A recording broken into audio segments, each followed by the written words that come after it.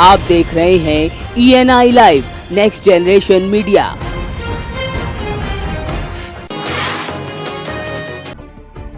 योगी आदित्यनाथ गोरखपुर के मटियारी गांव पहुंचे, जहां पर उन्होंने बाढ़ग्रस्त इलाके में पहुंचकर 1000 के आसपास राहत सामग्री के पैकेट लोगों को वितरित किए। वहीं मंच से योगी ने कहा कि पिछले दौरे में यह इलाके छूट गए थे, जिस कारण अब यहां आने की बात कही। साथ ही उन्होंने सभी बाढ़ग्रस्त लोगों को पर्याप्त मात्रा में खाद्यान्न और उचित मदद के साथ खराब हुई फसल के मुआवजे देने की बात कही।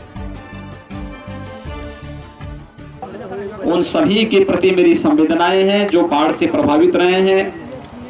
हमारी पूरी सहानुभूति सभी परिवारों के प्रति है। पशुओं के लिए भी चारा के साथ साथ उन्हें आवश्यक दवा, और अगर कहीं पर कोई जनहानि धनहानि हुई हो तो उसको तत्काल राहत के साथ साथ अहेतुक सहायता सरकार के द्वारा अनुमन्य सहायता उन पीड़ित परिवारों को मिल जाना चाहिए।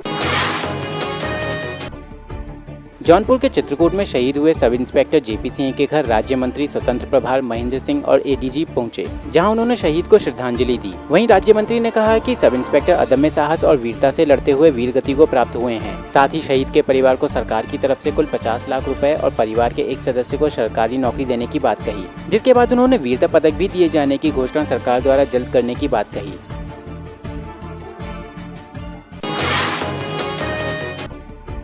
मेरठ के बेगमपुल सोतीगंज मोड़ पर बने अवैध कॉम्प्लेक्स को एमडीए टीम ने ध्वस्त कर दिया। तो इस कॉम्प्लेक्स की जमीन सपा के पूर्व कैबिनेट मंत्री की पत्नी के नाम है, जिस पर शहर के एक बिल्डर के साथ मिलकर अवैध निर्माण किया गया था। वहीं इस इमारत का नक्शा प्रथम तल का ही बना है, जबकि बहुमंजिला इमारत निर्माण किया गया है। तो मौके पर कई थानों की फोर्स भी मौजूद थी, जिसके बाद लोगों के विरोध करने के बाद भी पुलिस बल की मौजूदगी में ध्वस्तीकरण की कार्रवाई की गयी।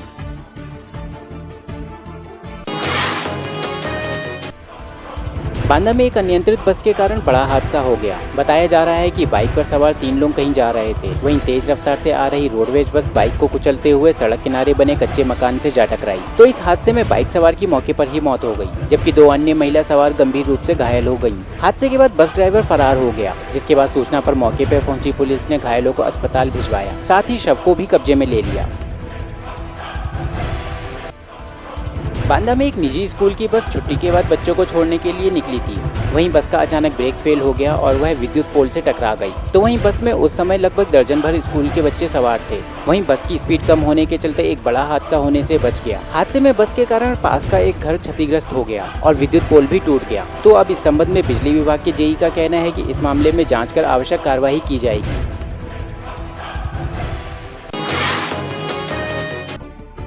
सुल्तानपुर में रहस्यमय परिस्थितियों में लापता हुई एक छात्र को 36 घंटे बाद भी पुलिस तलाश नहीं पाई। बता दें कि छात्रा हॉस्टल में रहकर पढ़ाई करती थी और अपनी एक सहपाठी के साथ रुकी हुई थी। वहीं उसके परिजनों ने छात्रा के साथ पढ़ने वाले एक छात्र के खिलाफ नामजद तहरीर देकर उसे ब्लैकमेल करने का आरोप लगाया, जिस पर पुलिस ने दोनों सहपाठियों के मोबाइल कॉल डिटेल को आधार बनाकर मामले की तहकीकात में जुटी हुई है।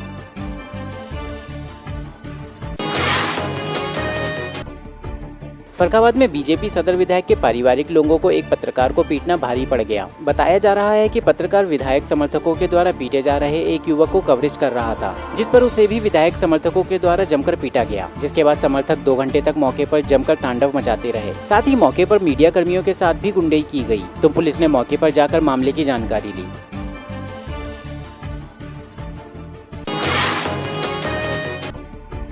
देवरिया के बाबा दुधेश्वरनाथ मंदिर के मुख्य द्वार पर बना तालाब गिरजा सरोवर के नाम से प्रख्यात है, जिसमें सौंदर्य का आकर्षण तालाब की मछलियां हैं, जो गंदी नाली का बदबूदार पानी सरोवर में गिरने के कारण मरने लगी हैं। वहीं इसकी शिकायत मंदिर के पुजारी ने राज्य मंत्री से करते हुए एक ज्ञापन दिया, जिसे उन्होंने स्वीकार कर एसडीएम को भेज दिया। तो एसडीएम ने आदेश का पालन करते हुए नगर पंचायत को उचित कार्रवाई करने को कहा।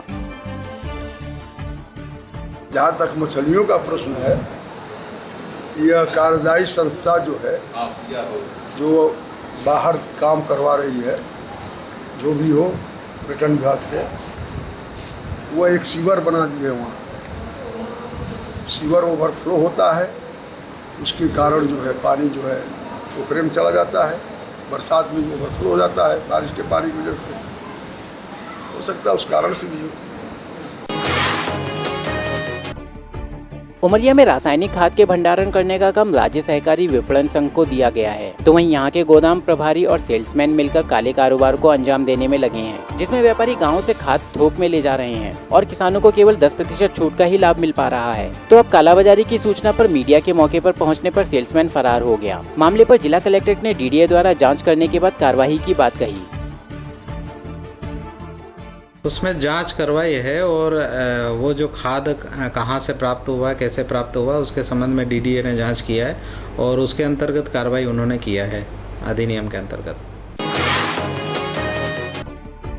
दमोह में पदस्थ एक वन रक्षक पर एक युवती ने बंधक बनाकर दुराचार किए जाने का आरोप लगाया। बता दें कि क्षेत्र की एक आदिवासी युवती कई दिनों से अपने घर से गायब थी, जिसकी शिकायत भी थाने में दर्ज कराई गई थी। तो वहीं युवती अब बदहवास हालत में मिली, जिसके बाद युवती ने बताया कि रजपुरा में वन विभाग में पदस्थ वन रक्षक उसे बहला फुसलाकर ले गया था, जहाँ उसे कई दिनों तक बंधक बनाकर रखा और अपने अन्य साथियों के साथ मिलकर सामूहिक दुराचार किया। तो अब किसी तरह उनके चंगुल से निकलकर युवती यहाँ पहुंची थी। दमोह के हटा विधानसभा की जीवन रेखा कही जाने वाली सुनार नदी माफियाओं के निशाने पर है। बता दें कि यहाँ पर कई घाटों पर माफियाओं द्वारा खुलेआम रेत का अवैध उत्खनन किया जा रहा है। तो खनिज विभाग का अमला चुप्पी साध कर बैठा हुआ है, जिसके बाद अधिकारियों को जानकारी देने पर जांच करने का आश्वासन दिया गया। वहीं माफियाओं द्वारा खुलेआम रेत का अवैध उत्खनन कर परिवहन करने के कारण नदी के बीचों बीच बड़े बड़े गड्ढे हो गए हैं। केसाबाद के पास सुनार नदी में रेत निकल रही है, तो हम उसको जो है टीम भेजकर जांच करवा रहे हैं। सर, संज्ञान में भी आपके मामला है, उसके बाद भी कुछ कार्रवाइयाँ नहीं हो पाती, कुछ तकनीकी परेशानियाँ किस तरह की? नहीं, अभी आपसे संज्ञान मिला है, हमें आपसे जानकारी मिली है, हम इसकी जांच करवा रहे हैं। दमोह के जिला अस्पताल में एक बच्चे की मौत के बाद परिजनों द्वारा अस्पताल के सिविल सर्जन पर गंभीर आरोप लगाए गए, जिसमें उन्होंने देर से एम्बुलेंस देने की बात कही। बताया जा रहा है कि एक व्यक्ति अपने पोते को बुखार होने के बाद इलाज कराने के लिए अस्पताल लाया था, जहां पर 1 घंटे इलाज करने के बाद डॉक्टरों ने बेहतर इलाज के लिए जबलपुर रेफर कर दिया, जिसके बाद उन्हें 4 घंटे बाद एम्बुलेंस मिल सकी। तो वहीं देरी से एम्बुलेंस मिलने पर बच्चे की मौत हो गई।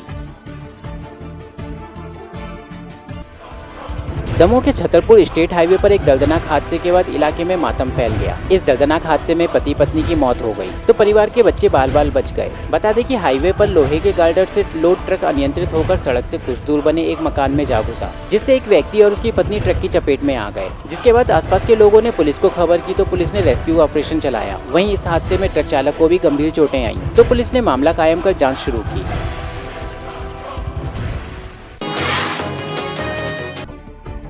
मुंबई में टीवी सीरियल की अभिनेत्री हेली शाह की कार 4 चोरों ने पार्किंग से चुरा ली। वहीं यह वारदात इमारत के गेट पर लगे CCTV कैमरे में कैद हो गई, जिसमें 4 चोर कार में आकर चोरी कर घटना को अंजाम देते हुए दिखाई दे रहे हैं। जिसके बाद हेली शाह ने कार चोरी का मामला पुलिस स्टेशन में दर्ज कराया। तो हेली शाह धारावाहिक देवांशी, स्वराग्नि सहित लगभग कई धारावाहिकों में काम कर चुकी है। वहीं चोरी की जानकारी मिलते ही पुलिस CCTV कैमरे का फुटेज लेकर आरोपियों की तलाश में जुट गई है।